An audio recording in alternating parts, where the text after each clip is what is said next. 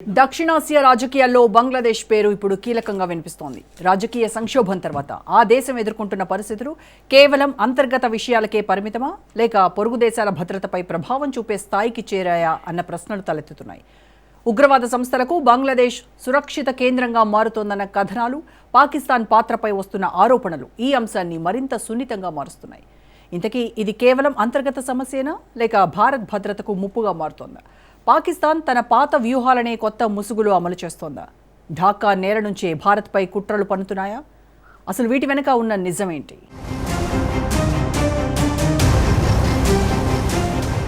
భారత్పై దాడికి పాకిస్తాన్ కపట కుట్రలు. బంగ్లాదేశ్ గడ్డ నుంచి లష్కరే తోయిబా భారీ ప్లాన్.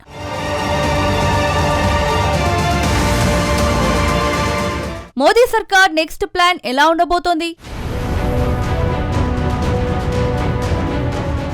ఇటీవలి కాలంలో బంగ్లాదేశ్ రాజకీయ పరిస్థితులు వేగంగా మారుతున్నాయి. ఒకప్పుడు ప్రశాంతంగా కనిపించిన బంగ్లాదేశ్ పేరు ఇప్పుడు అంతర్జాతీయ చర్చల్లో ఎక్కువగా వినిపిస్తుంది. రాజకీయ సంక్షోభం తర్వాత ఆ దేశం ఎటు వెళ్తోంది అనే ప్రశ్నతో పాటు అక్కడ జరుగుతున్న పరిణామాలు పొరుగు దేశాల భద్రతపై ఎలాంటి ప్రభావం చూపుతాయన్న ఆందోళన కూడా పెరుగుతోంది. ముఖ్యంగా భారత్ కు సంబంధించి ఈ అంశం మరింత సున్నితంగా మారింది. పక్కింట్లో మంటలు చెలరేగితే మన ఇంటికి వేడి తప్పదు అన్నట్లు ఈ మార్పుల మధ్య దేశం ఎటు దారి తీస్తోంది అనే ప్రశ్న ఇప్పుడు అంతర్జాతీయంగా చర్చకు వస్తోంది. ముఖ్యంగా ఉగ్రవాద సంస్థలకు అది ఒక సురక్షిత కేంద్రంగా మారుతోందా అనే సందేహాలు బలపడుతున్నాయి. నీరు నిలిస్తే నాచు కట్టినట్లు అన్నట్లు రాజకీయ అస్థిరత ఉన్న చోటే ప్రమాదకర శక్తులు వేళ్లు నాటుతాయన్నది చరిత్ర చెప్పే సత్యం. తాజా నివేదికలు, విశ్లేషణలు చూస్తే పాకిస్తాన్ తన పాత వ్యూహాన్నే కొత్త మార్గంలో అమలు చేస్తోందన్న భావన కలుగుతోంది.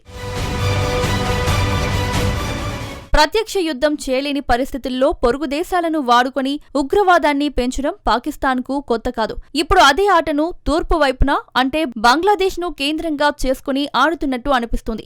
బంగ్లాదేశ్లోని రాజకీయ గందరగోళాన్ని అవకాశంగా మార్చుకుని అక్కడి యువతను ప్రభావితం చేయడం, మతపరమైన అతివాద భావజాలాన్ని రెచ్చగొట్టడం వంటి ప్రయత్నాలు జరుగుతున్నాయన్న కథనాలు ఆందోళన కలిగిస్తున్నాయి. నీరు నిలిచిన చోటే దోమలు పుడతాయన్నట్టు అస్థిరత ఉన్న చోటే ఇలాంటి శక్తులు బలపడతాయి. ఈ విషయంలో ప్రముఖ బంగ్లాదేశ్ జర్నలిస్ట్ సాహిదుల్ హసన్ ఖోకోన్ చేసిన వ్యాఖ్యలు పెద్ద చర్చకు దారితీశాయి. ఆయన వెల్లడించిన అంశాలు కేవలం ఆరోపణలుగా కాకుండా అనేక నిఘా నివేదికలతో సరిపోలుతున్నాయని అంతర్జాతీయ వర్గాలు చెబుతున్నాయి. పాకిస్తాన్ నుంచి బంగ్లాదేశ్కు వెళ్లే విమానాల విషయంలోనూ అనుమానాలు మొదలవుతున్నాయి. జనవరి చివరిలో కరాచీ నుంచి బయలుదేరిన ఒక విమానం ఢాకాకు చేరిన సందర్భం ఇప్పుడు ఉదాహరణగా మారింది. బంగ్లాదేశ్లో షేక్ హసీనా ప్రభుత్వం 2024 ఆగస్టులో పతనమై మహ్మద్ యూనస్ నేతృత్వంలోని తాత్కాలిక ప్రభుత్వం భారత్కు దూరంగా పాకిస్తాన్కు దగ్గరయ్యే విధంగా చర్యలు ప్రారంభించింది. ఈ నేపథ్యంతో ఇరు దేశాల మధ్య 14 సంవత్సరాల పాటు నిలిచిన విరామం తర్వాత నేరుగా విమాన సేవలను పునరుద్ధరించడానికి అడుగులు వేయబడ్డాయి. తాజాగా బంగ్లాదేశ్ రాజధాని ఢాకా నుంచి బయలుదేరిన బిమన్ బంగ్లాదేశ్ ఎయిర్లైన్స్ విమానం పాకిస్తాన్ కరాచీని చేరింది. 2012 తర్వాత ఇది తొలిసారి నేరుగా ఈ రూట్లో విమానం ప్రయాణించడం కరాచీ ఎయిర్పోర్టులో అధికారులు ఘనంగా స్వాగతం పలికారు. రన్వేపై విమానం ల్యాండ్ అయిన వెంటనే వాటర్ సెల్యూట్ వంటి సాంప్రదాయ సౌలభ్యాలను అందించడం ఇరు దేశాల మధ్య కొత్త స్నేహ సంబంధాల ప్రారంభ సూచనగా భావించబడుతోంది. వీటికి ముందే గతేడాది పాకిస్తాన్ ఉప ప్రధానమంత్రి ఇషాక్ దార్ ఢాకా పర్యటన సందర్భంగా ఈ విమాన సేవల పునరుద్ధరణపై ప్రాథమిక నిర్ణయాలు తీసుకున్నారు.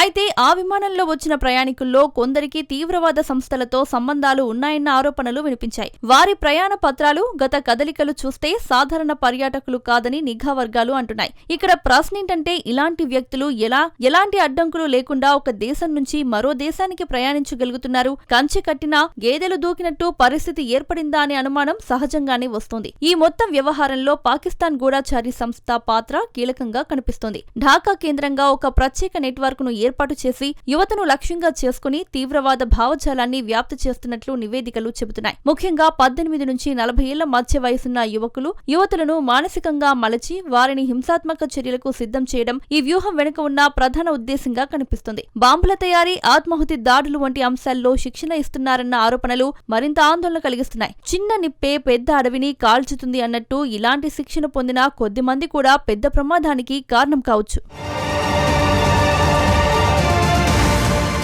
ఈ మొత్తం పరిణామాల్లో భారత్ పాత్ర కూడా కీలకంగా మారుతుంది. బంగ్లాదేశ్ భూభాగాన్ని ఉపయోగించి భారత సరిహద్దు ప్రాంతాల్లోకి చొరబడే ప్రణాళికలు ఉన్నాయన్న వార్తలు భారత్కు మరింత ఆందోళన కలిగిస్తున్నాయి. పశ్చిమ బెంగాల్, ఈశాన్య రాష్ట్రాలు భౌగోళికంగా సున్నితమైన ప్రాంతాలు కావడం వల్ల అక్కడి పరిస్థితులను అస్తవ్యస్తం చేయడం ఉగ్రవాదులకు సులభమవుతుందన్న లెక్కలు వేస్తున్నట్లు తెలుస్తుంది. గతంలో కూడా ఇలాంటి మార్గాలను ఉపయోగించి సమస్యలు సృష్టించిన ఉదంతాలు ఉన్నాయి. అందుకే భద్రతా నిపుణులు ఈ పరిణామాలను తేలికగా తీసుకోవడం లేదు.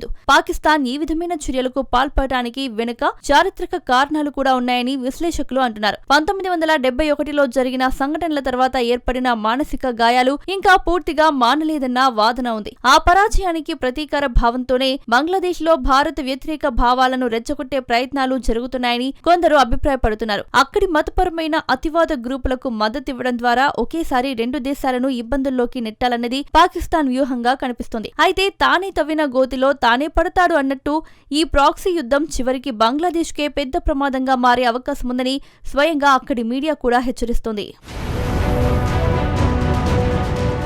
ఇదిలా ఉండగా భారత్ తన వైఖరిని స్పష్టంగా చెప్పింది. పొరుగు దేశాల నుంచి ప్రోత్సహించబడే ఏ ఉగ్రవాద చర్యనైనా యుద్ధ చర్యగానే పరిగణిస్తామని న్యూఢిల్లీ స్పష్టం చేసింది. ఈ నేపథ్యంలో సరిహద్దుల వెంట భద్రతను కట్టుదిట్టం చేశారు. నిఘా వ్యవస్థలను బలోపేతం చేయడంతో పాటు స్థానికంగా సమాచారాన్ని సేకరించే వ్యవస్థను కూడా మరింత పటిష్టం చేస్తున్నారు. అయినప్పటికీ పొడవైన సరిహద్దుల్లో కొన్ని ప్రాంతాలు సహజంగానే సవాళ్లుగా మారుతున్నాయి. ఎన్ని తాళాలు వేసినా చిటికెన వాకిలి ఉంటే చోరులు దూరతారు అన్నట్లు చిన్న లోపం కూడా పెద్ద సమస్యకు దారితీస్తుంది. ఇప్పుడు పరిస్థితి చూస్తే పాకిస్తాన్ తన పాత డర్టీ గేమ్ ను కొత్త మైదానంలో ఆడుతున్నట్లు స్పష్టమవుతుంది. భారత్ కేవలం రక్షణ చర్యలతోనే సరిపెట్టుకుంటే సరిపోదన్న అభిప్రాయం బలపడుతోంది. దౌత్యపరమైన చర్యలు, అంతర్జాతీయ వేదికలపై ఈ అంశాన్ని బలంగా ప్రస్తావించడం, అవసరమైతే ముందస్తు వ్యూహాలు అమలు చేయడం కూడా అవసరమని నిపుణులు సూచిస్తున్నారు. ముందు జాగ్రత్తే మంచి జాగ్రత్త అని పలువురు విశ్లేషకులు హెచ్చరిస్తున్నారు.